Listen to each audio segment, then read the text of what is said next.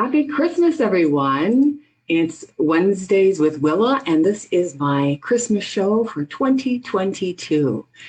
It's incredible that it's year 6 of Wednesdays with Willa podcasts. And on the show, I typically have a special guest unless I'm deciding to fly solo. And today is one of those days. And it's an opportunity to have a spiritual conversation with you or my guests, as the case may be, about a topic relating to spiritualism, mediumship, healing, faith, family, or more. And today we're going to get a bit deep into things, especially about the Festival of Lights, the Festival of Spirit Lights that happen during this time of year, during the winter solstice and Christmas and Hanukkah. Those are all tied in so beautifully together. And we're going to weave those together. And especially if this is the first Christmas after having someone pass, I encourage you to listen to this particular podcast and maybe even replay it or share it for someone who is going through this particular season in their life. So I encourage you to like and share and follow the show. This goes out on my Facebook page, Willa White Medium, also onto my YouTube channel when I get a chance to upload it. And you can listen in if you want the listen only feature. That is on blogtalkradio.com/Lily Radio. And lots of different ways that you can tune in. And there are shows that happen throughout the week that are part of the Lily Radio family. So I encourage you to tune into those as they happen throughout the week. And you can find more information about me at willawhite.com and more information about the Lilydale Assembly at lilydaleassembly.org. This is the off season in Lilydale, so there aren't any of the daily events to go to. Restaurants and things like that are closed, but the churches do run Sunday service programs live in person and also sometimes hybrid through Zoom or Facebook. You can find more information about that on their particular church pages. And also there's a Wednesday night healing temple service, which is wonderful to attend live and receive spiritual healing, sit on a bench for yourself or someone else, just to receive that spiritual light and love, especially this time of year, for mind, body, spirit. So that covers some of those housekeeping things. And I want to get into our topic today because it is the holiday season, and it's a difficult time for some people as they're traversing this particular season in their lives. Like I said, that maybe this is your first Christmas, your first set of holidays without a loved one who has passed to spirit, and you're feeling lonely, or you're feeling depressed, or you're just feeling off, and it's hard for you to get traction during this time. So we're going to talk a bit about that, and also this Festival of Lights. So for spiritualists, many spiritualists do celebrate Christmas.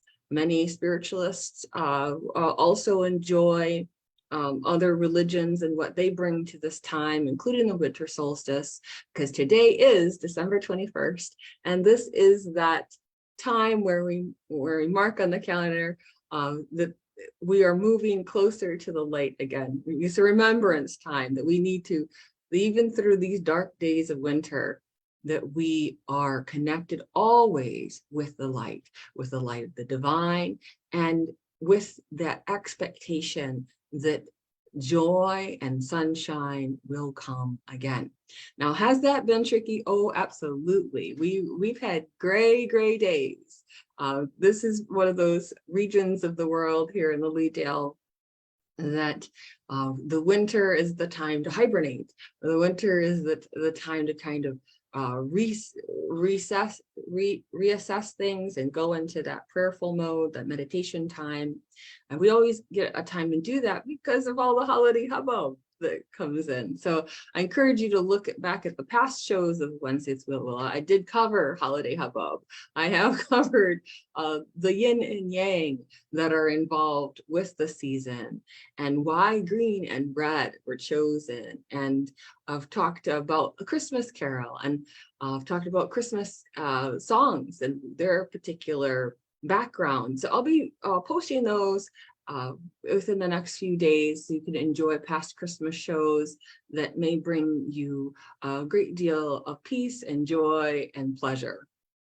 So I just want to ask, what is your favorite movie? Type that into the comments here on Facebook, if you would, and just let me know, what is your favorite Christmas movie? There's so many that come out during this time of year, oldies and goodies and new ones. The Hallmark Channel seems to run the town. But some of my favorites are White Christmas, and we looks like we're going to have a white Christmas. We've got snow on the ground right now here in Lilydale. It's beautiful to kind of be swept up into the nostalgia of old times and bringing old traditions into these new days. Also really like It's a Wonderful Life, like with Jimmy Stewart, and that transformative power of recognizing that just because life gives us roadblocks doesn't mean that we quit on it, that we are very unique and special, and that our energy serves a purpose, and that there is light and love that we can continue to share with other people. And it's a good reminder. I think that's why for many that is a popular movie, and why that is shared. I can see how it's such a valuable thing for us to recognize that there's always a light at the end of the tunnel.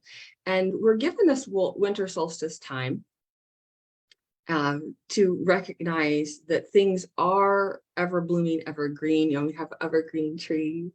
The Christmas tree is symbolizing that there is life, there is continued life, and that there is something that is that raises up in the aftermath of winter or so-called destruction in the life.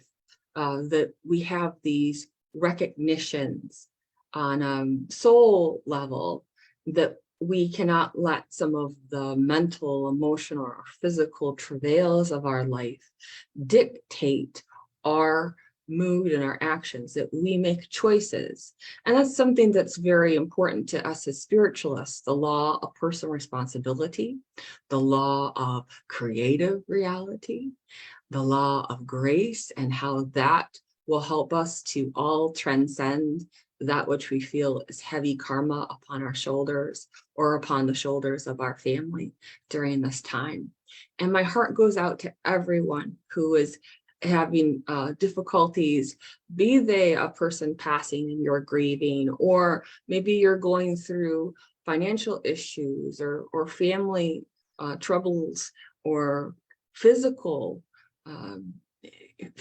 problems that have been going on with you. I pray so deeply that all of you will see the light in those lessons, but also those experiences, that you will let yourself feel the angels walking with you. Invite them all to walk with you during these times. And you may just start to feel that little shift and that little sparkle right next to you that lets the angels in a little bit more. And as we make those connections with the divine light, we can feel that resonating within our own souls, and then resonating with others, be they our spirit loved ones or our loved ones here on the earth plane. And the first Christmas, if this is the first Christmas after losing someone, it is hard. It's very, very hard. We've all lost someone at some point, and the holidays just bring that more to the forefront than ever. And you may not feel like celebrating. And in fact, you may feel like, oh, I'm just going through the motions for the kids or for the family. And so you go along with it, and it hurts. It hurts. And the presents, it's just not, it's hard because you really wish you could be buying a present for your loved one. You wish you could be having those occasions. And then there's also that chair of that's not sat in. by your loved one, and you're thinking, that's where they normally would sit. This is what we would normally do at this time of year. And so those memories of past holidays, past Christmas, they can really suck the joy out of the whole day. It just starts to drown you in the abyss, in the despair. But you're going to get through it. You may even find a smile in between those tears that you have. And if you can, just thank God for the Christmases and the holidays that you have had with them. And you can light a candle. You can cry. You can even start a new tradition in their memory. And I'm going to give you a few ideas about that in a little while. And I have a special treat toward the end of today's show. So you're going to want to stay tuned for that. But in terms of recognizing that there is a hole left behind after someone has passed, you may decide that you would like to, at the holiday meal, have a chair for that loved one in spirit that represents them and represents all the ones that have passed during that time, and that it's just a holding of the space for them and inviting them to your gathering, inviting them to be part of the joy, because those in spirit really do respond to joy. They respond to love, and they want to be there during those times. So it does behoove us to some extent, no pressure, but it does behoove us to let ourselves into that experience again of joy and love and laughter. And you may hear them think talking with you soul to soul. I'm here with you. Let's laugh about this. Can you believe so-and-so is acting that way? People might come up with this, I really think you got this particular recipe right this year. Or, there's just a delight in your successes and your joys. They don't delight in your tears. Yes, they enjoy being missed. That's, nice to be missed, but they don't want you to go into such a darkness that you cannot feel them, that you cannot feel love. And so it's always an illusion of separation from God and from our loved ones that is the most troubling part, I find, with grief. When you get into that illusion, because you can never be separated, not really. Love never dies. And the ever-present source of infinite intelligence is there holding us in the light. And we can set aside that chair, like I said. We can also light a candle. The reason this, for spiritualists, is called the Festival of Lights is that there are all of these soul lights, these lights of our loved ones that are around us. The flame of their existence still burns bright and strong. And perhaps some of them are going through life review. They're having to look at the good, the bad, the otherwise, but they're moving closer, ever closer to the light.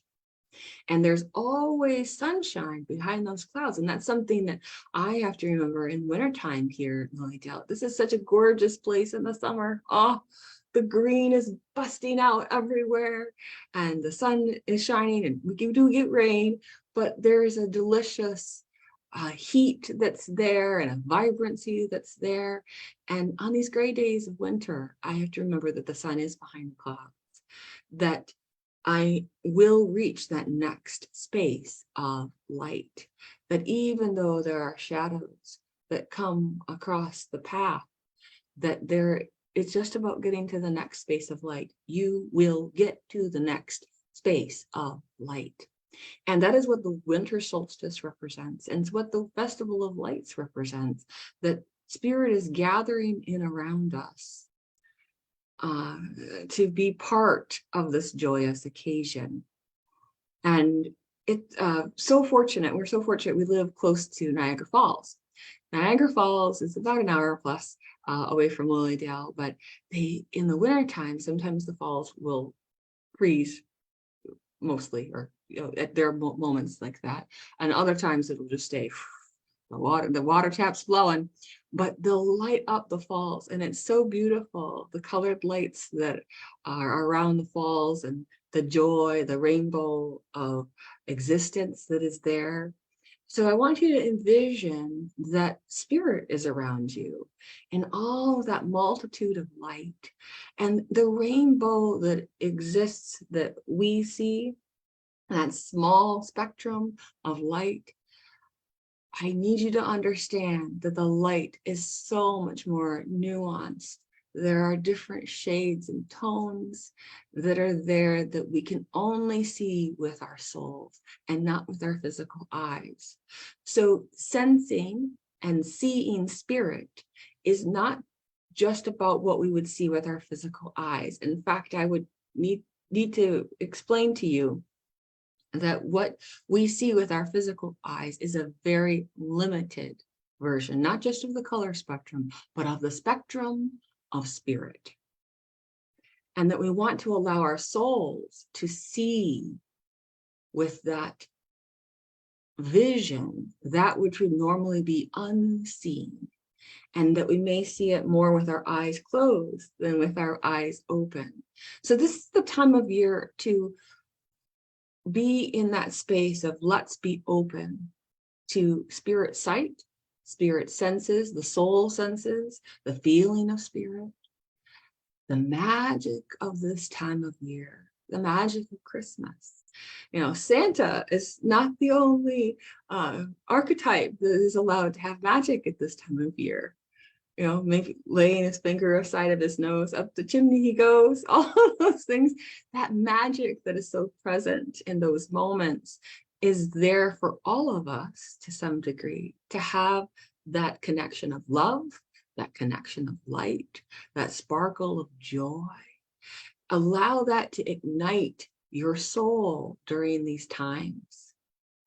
That this doesn't have to be about warring with the darkness of other people, the darkness within ourselves. We can allow this to be the time that we see the light, see and sense the light, touch the light. Light, as much as we like to assume, is a seeing experience, it is not. The light is something that can be felt when we close our eyes and we put our face in the sunshine, and we can feel that blessed beam of light surround us. And we can feel that we are channeling the power of the divine into our very core of ourselves.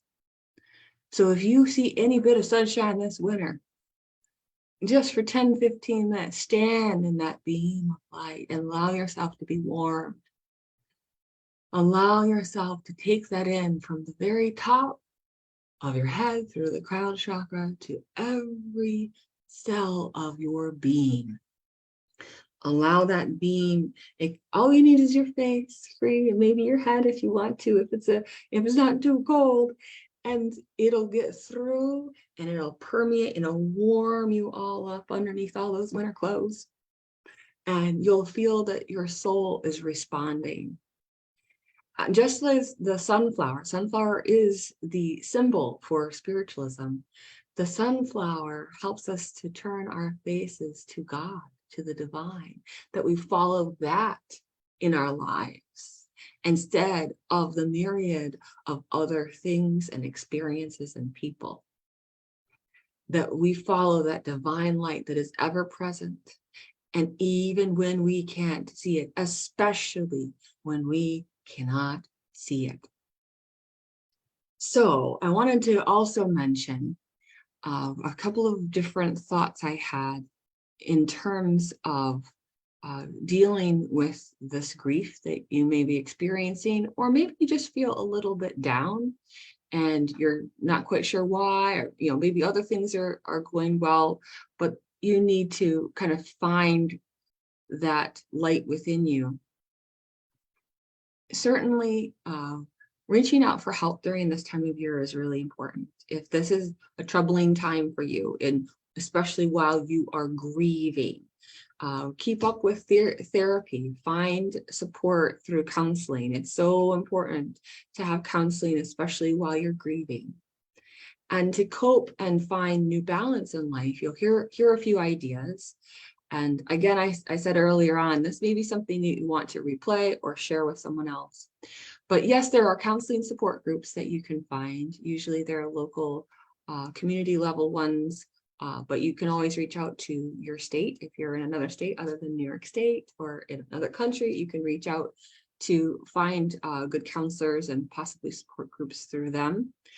But prayer, as much as you may not feel that you are able to pray, you feel maybe you're going through a time where you just feel a little stunted in that arena, and that is when it's good to go ahead and pray with other people. There's something about like the table grace, and when you feel everyone is saying those words and that there is a felt experience lifting all of you up.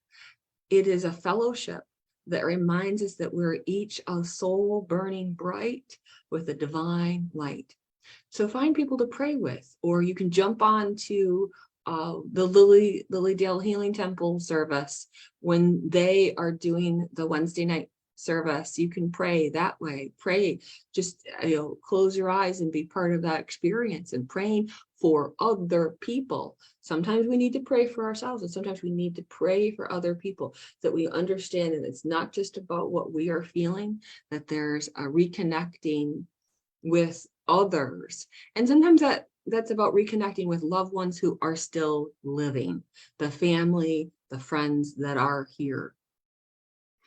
And there's also, during this time, if this is your first, or maybe it's your second, or I don't care if a person died 30 years ago and you're still grieving for them, this still matters. You're having to figure out who you are without them here physically. And people don't talk enough about how we have habits with another person. They do this, we respond that way, just that everyday sense of loving them, or we always talked once a week, or whatever it was, that you're having to figure out who you are without them. And that's okay. It's not the normal you wanted, for sure, but it's something you're having to figure out. So in your pursuit of that, you can pursue some new interests, maybe take classes, or take up old hobbies, things that did bring you joy before, something that you could direct your energy, possibly creative energy toward, to have some sort of project, maybe not a heavy project, maybe just a light something to do, especially for someone else.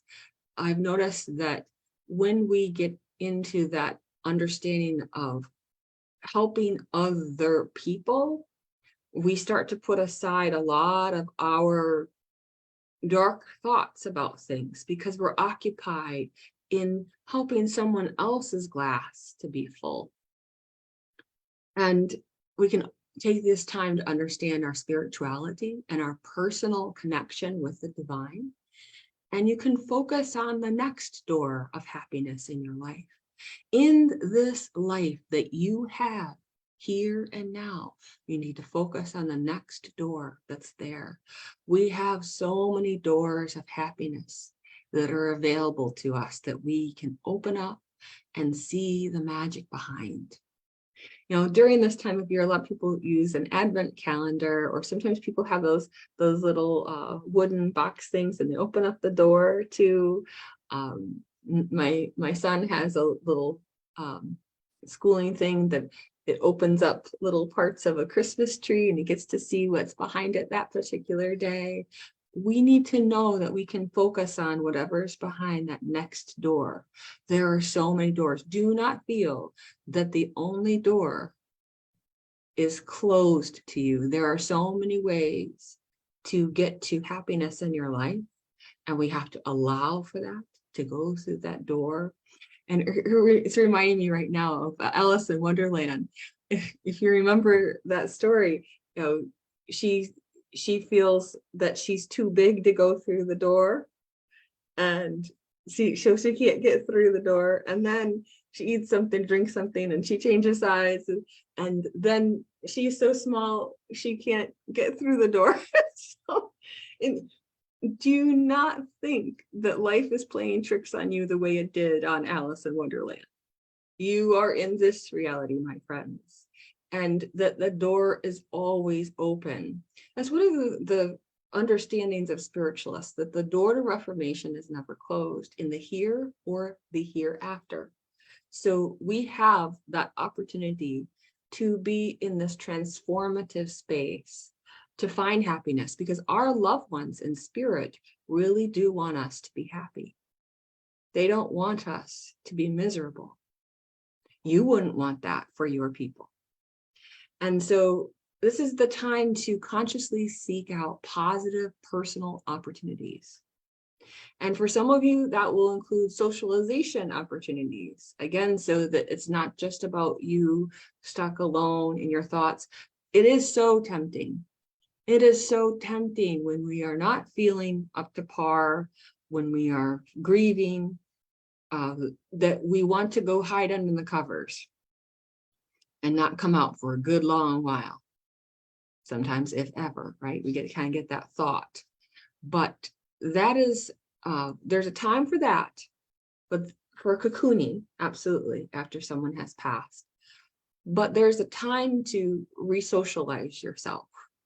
And know if that is ringing a bell in you, then this is your time. This is your time to reach out, be it through a class or in your family or in your friends, to have socialization opportunities, be it volunteering. There's so many ways that you can socialize with people, and know that there is more to your life than this little square that you may be living in at this time. And of course, take one day at a time, and you're going to gain understanding of yourself through that time. And I do feel that having something to read and focus on helps. So there are a couple books I'm going to just mention about, and maybe I'll try to put the links to those another time. But there are this lovely set of 4 books that I found. Of a friend told me about these books, and our local hospice, when someone has been in hospice and after they've passed, they have been known to send these 4 books out. And I ordered this through Amazon myself, and it came with envelopes. So maybe this is something that's right for you, or maybe this is a gift to someone else. And so it comes as a series of 4 books, and it's called Journeying Through Grief. And it is written by Kenneth, and I will not even try to pronounce his last name, but his last name is Haugk. Again, Haugk. I'll post it once I get off of Facebook. But use that if you want to get these at all. But it has different books: A Time to Grieve, Experiencing Grief, Finding Hope and Healing, and Rebuilding and Remembering. So if that resonates for you or for someone else, I think this is a great Christmas gift. Just saying. But it's one of those things where you can send it off, and every month you can send it to a person, so that this is something that they can refer to, and just know that you're thinking about them during that time. I also really like Earl Grollman, Grollman, Earl Grollman. He wrote a book called Living When a Loved One Has Died. And there's something very sweet about that book, but real about that book too. But once I found these, I thought, wow, this is really great, because we do need something to read, words that can resonate within us, spiritual food, if you will, to nibble on as we go about our day. And I'm not saying you need to read this cover to cover right now, but take it in parts as you can. And these are things that you may need to read again. Once you read something, reading it a second time gives you a different nuance of it, that you may see the light at the end of the tunnel as you go through the phases of grief. And I encourage you to take a look at those. I find them to be really beautiful, and I hope you do too. And I want to make sure I reinforce this, that, because some people are very concerned that while they are grieving for their loved ones, that their loved ones are stuck around them. Like people have emailed me, and I'm worried my loved ones are stuck around me. They are not stuck around you while you are grieving. They have their own things that they're needing to accomplish during that time, and they may be visiting you and or other people that they care about deeply. But your grief doesn't necessarily keep them stuck around you. They may check in on around you and want to get through and share their light and share that love with you again. But if you are so into the pain or the anger or a hopelessness about this, then it's going to be very difficult for you to feel spirit. It's easier to feel spirit when you are in a joyful, centered place. And you can say, I don't feel joyful. I don't feel centered right now. And I will give it back to you then. That is a goal, and it's something you have to work for every day. And it's one of those things where, it's not as simple as saying, oh, I'm going to exercise once this year and that's good enough. So it's something you have to do on a daily basis. Take a walk several times a week, be into that mode of self-care during your time of grieving. Just as if you needed to feed and wash yourself or take care of other people, brush your teeth, whatever, it's very necessary for you to think in terms of caring for yourself during this time and working more and more toward joy and being centered. If your goal is to feel your loved ones around you, it is one of the best ways. One of the best ways is if you can see joy with other people and feel that I actually feel hope today. Like those are the times you're letting the light in. You're going to let the light in during this festival of lights time, during this winter solstice. And know that in terms of where your loved ones are, they are, because people say, well, when people die, where do their souls go? It's a frequent question. And through the various conversations that I've had with those in spirit over the decades that I've been a professional medium, and before that, in my own spiritual unfoldment, as a person's soul releases from that physical body, it continues its existence in the next spiritual plane. And rather than heaven and hell being physical places with exact physical locations, such as up or down, these are more states of consciousness. And whatever state of spiritual consciousness a person had when they were here on the earth plane, they do take that with them. And they do learn and grow from that consciousness. And that door to reformation, spiritualists know this, the door to reformation is never closed.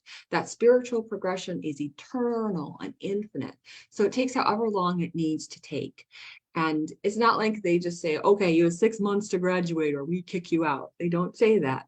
So the spirit goes through life review, and they take a good look at what they did when they were here on this earth plane, the good, the bad, the otherwise. Now, for some, life review takes quite a while, and for others, life review is very fast. And the souls learn more. This is a really important part here. The souls learn more about their connection with the divine, and they gain spiritual understanding.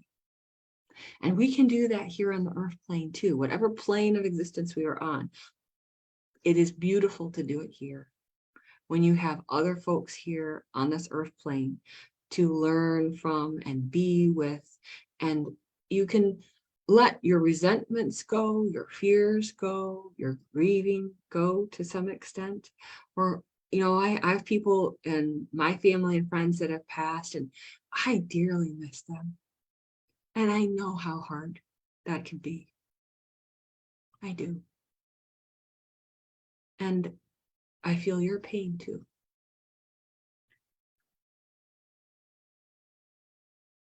But then I remember, we are not just here for a painful experience. We are here for a joy and a healing and helping others to heal and grow and be. And that we all have the opportunity in the here and the hereafter to recover from physical, emotional, mental illness, or anything that we need to by consciously evolving spiritually. So that's why I mentioned earlier, and some of those tips you might want to take away from this is that find a positive outlet. And also look at how you're evolving spiritually and look at the understanding of that and what that means for you, whether that means gathering in a church fellowship at this time, or maybe it's having your own prayer practice at home. But if you're wanting to understand anything in terms of spirit communication, it's that the souls that have passed are also learning to communicate with their loved ones here on the earth plane. They recognize the energy signature of their family and their friends. Everybody has their own unique vibrational frequency, and they find you. They can find you. It's just about whether you are willing to tune your radio to hear them, or if you're going to tune it to the channel of static. So you shift your vibrational frequency and you can achieve spirit contact in readings and in visitations during the day, sometimes at night. And so although they are evolving, those in spirit usually keep a lot of their personalities, many of their opinions, and their love with their family and friends. And they share that in mediumship readings with me when I focus on connecting with what I call the essence of spirit. So clients often report visitations from their spirit loved ones, either in dreams or during waking hours. And if you are frustrated that you haven't felt that visitation from them yet, please know that they do visit.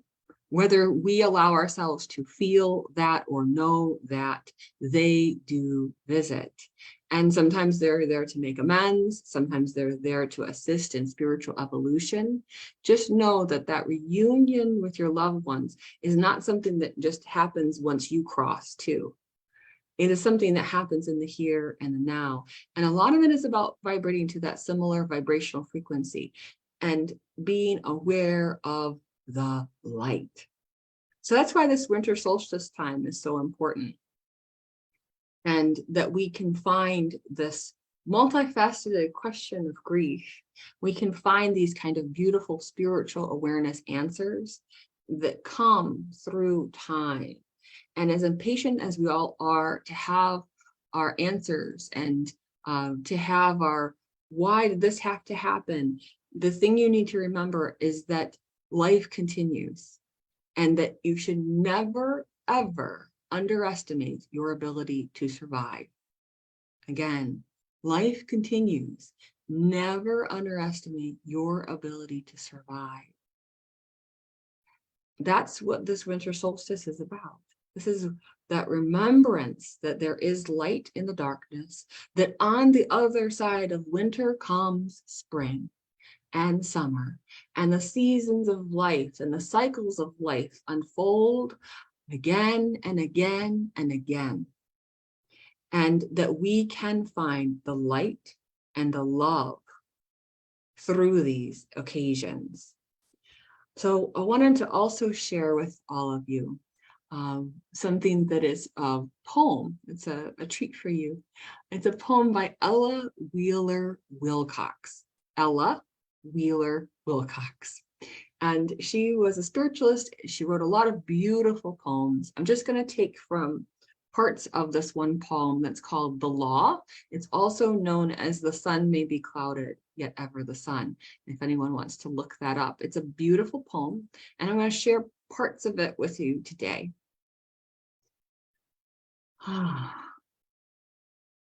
The sun may be clouded, yet ever the sun will sweep on its course till the cycle is run.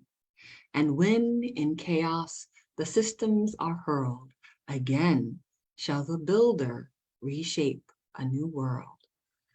Your path may be clouded, uncertain your goal.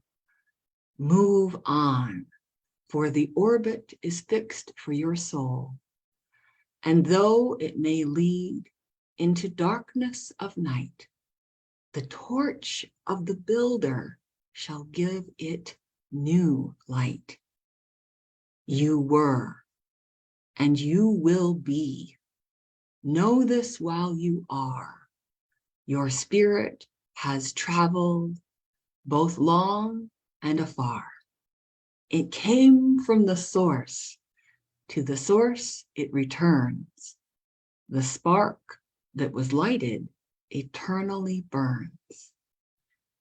It slept in the jewel. It leaped in the wave. It roamed in the forest. It rose in the grave. It took on strange garbs for long eons of years. And now, in the soul of yourself, it appears.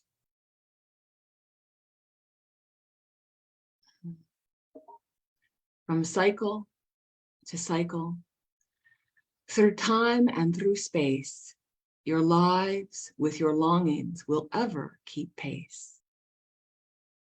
And all that you ask for and all you desire must come at your bidding as flames out of fire. I just want to read that one section again. The sun may be clouded, yet ever the sun will sweep on its course till the cycle is run. Your path may be clouded, uncertain your goal. Move on, for the orbit is fixed for your soul. I hope that you allow those words to resonate in you today. That you allow the light to illuminate every corner of your being. That the remembrance of your loved ones brings you more peace than pain. That knowing that they are in the arms of the divine, that there is mercy for all, including us during this time. In this festival of lights, allow yourself to feel that rainbow light of the beyond. Sense your loved ones in spirit that gather close in this joyous time. Let there be peace in your heart at this time. Find more and more of that with each breath. And on that note, I will wish you a very Merry Christmas. Please know that you all are in my heart, in my mind, and in my prayers during this time. And the divine and the angels have gathered close around you to make this miracle of light happen in your life today and tomorrow and forever. Whew. All right, everyone. I'm going to close for today and just remind you that I do have a wonderful show planned for next week. Ron Skoronsky will be on the show as my special guest, and we've got some more beautiful spiritualist gems to share with you to get ready for the new year. And I think you're really going to appreciate next week's show. Have a beautiful, wonderful Christmas. Find the light in yourself and in others and all around you, and be that light for others. God bless everyone. Bye-bye. Merry Christmas.